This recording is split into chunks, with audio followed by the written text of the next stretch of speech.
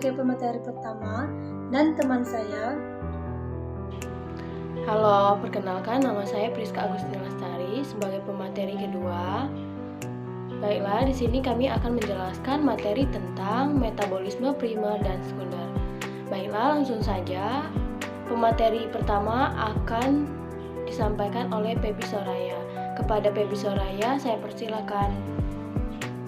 Metabolisme primer dan sekunder. Pengertian dari metabolisme menurut Wirahadi Kusuma tahun 1985, metabolisme merupakan suatu proses pembentukan atau penguraian zat di dalam sel yang disertai dengan adanya perubahan energi. Proses-proses ini terjadi di dalam sel makhluk hidup. Proses yang terjadi dapat berupa pembentukan zat atau dapat pula berupa penguraian zat menjadi zat-zat yang lebih sederhana. Proses pembentukan zat terjadi pada proses fotosintesis, kemosintesis, sintesis lemak, dan sintesis protein. Proses penguraian zat dapat berupa respirasi sel dan fermentasi sel. Kemudian, metabolisme juga diartikan segala proses reaksi kimia yang terjadi di dalam makhluk hidup, mulai dari makhluk bersel satu yang sangat sederhana seperti bakteri, protozoa, jamur, tumbuhan, hewan, sampai kepada manusia. Makhluk yang susunan tubuhnya sangat kompleks. Proses metabolisme ini membuat makhluk hidup mendapat mengubah dan memakai senyawa kimia dari sekitarnya untuk mempertahankan kelangsungan dari hidupnya. Selanjutnya, metabolit primer. Pengertian dari metabolit primer yaitu suatu proses pembentukan atau penguraian zat di dalam sel yang disertai dengan adanya perubahan energi. Proses ini terjadi di dalam sel makhluk hidup. Proses yang terjadi dapat berupa pembentukan zat atau dapat pula berupa penguraian zat menjadi zat-zat yang lebih sederhana. Proses metabolisme primer menghasilkan senyawa-senyawa yang digunakan dalam proses biosintesis seperti karbohidrat, protein, lemak, dan asam nukleat. Metabolit primer memiliki fungsi yang esensial dan jelas bagi kelangsungan hidup organisme yang berupa komponen esensial tubuh, misalnya asam amino, vitamin, nukleotida, asam nukleat, dan lemak. Selanjutnya akan dijelaskan oleh Saudari Priska Agustina Lestari. Berikut penjelasannya.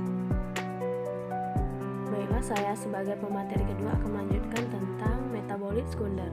Senyawa yang tidak esensial bagi pertumbuhan organisme dan ditemukan dalam bentuk yang unik atau berbeda-beda antara spesies satu dengan yang lainnya. Metabolit sekunder termasuk sumber senyawa kimia pada tumbuhan yang dapat dikembangkan menjadi cikal bakal obat-obatan. Melalui penelitian untuk menunjang berbagai kepentingan industri, metabolisme sekunder menghasilkan senyawa dengan aktivitas biologi tertentu seperti alkaloid, terpenoid, flavonoid, tanin, dan steroid. Fungsi dari metabolit sekunder yaitu 1. Mempertahankan diri dari kondisi lingkungan yang kurang menguntungkan, misalnya untuk mengatasi hama dan penyakit dan sebagainya. Contohnya melindungi tanaman dari serangga mikroba. Karakteristik senyawa bahan alam metabolik primer. 1. Tersebar merata dalam tiap organisme. 2. Fungsi universal, sumber energi, enzim, pengembangan keturunan, bahan struktur. 3. Perbedaan struktur kimia kecil. 4. Keaktifan fisiologi berkaitan dengan struktur kimia. Jalur-jalur biosintesis metabolit sekunder antara lain. 1. Jalur asam asetat, yaitu poliketida, meliputi golongan besar bahan alam yang tergolong bersama berdasarkan pada biosintesisnya. Keanekaragaman struktur dapat dijelaskan sebagai turunan rantai polibeketon terbentuk oleh coupling unit-unit asam asetat C2 via reaksi kondensasi. Poliketida adalah asam lemak, poliasetilena, prostaglandin, antibiotika, makrolida, dan senyawa aromatik seperti antrakinon dan tetrasikilina. 2. Jalur asam siklamat, yaitu jalur asam yang alternatif menuju senyawa aromatik, utamanya L-fenilalanin, L-tirosinan, dan L-triptofan. atau PAN, yaitu jalur berlangsung dalam mikroorganisme dan tumbuhan, tetapi tidak berlangsung dalam hewan, sehingga asam amino aromatik merupakan asam amino esensial yang harus terdapat dalam diet manusia maupun hewan. 3. Jalur asam mevalonat, yaitu bentuk senyawa dengan keragaman struktur yang besar dalam produk alami yang diturunkan melalui unit irosprena yang bergandengan dalam model kepala ke ekor. Sedangkan unit isoprena diturunkan dari metabolisme asam asetat jalur.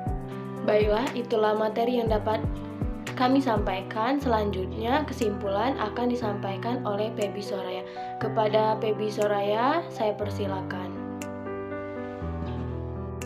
Dapat disimpulkan, metabolisme merupakan suatu pembentukan dan penguraian zat yang terbagi menjadi dua, yaitu metabolit primer dan metabolit sekunder. Metabolit primer biasanya digunakan untuk melakukan sintesis glukosa melalui proses fotosintesis sehingga menghasilkan energi bagi tumbuhan. Sedangkan metabolit sekunder biasanya digunakan tumbuhan sebagai benteng pertahanan, di mana jalur metabolit sekunder dalam proses biosintesis dilalui melalui jalur mesentrik.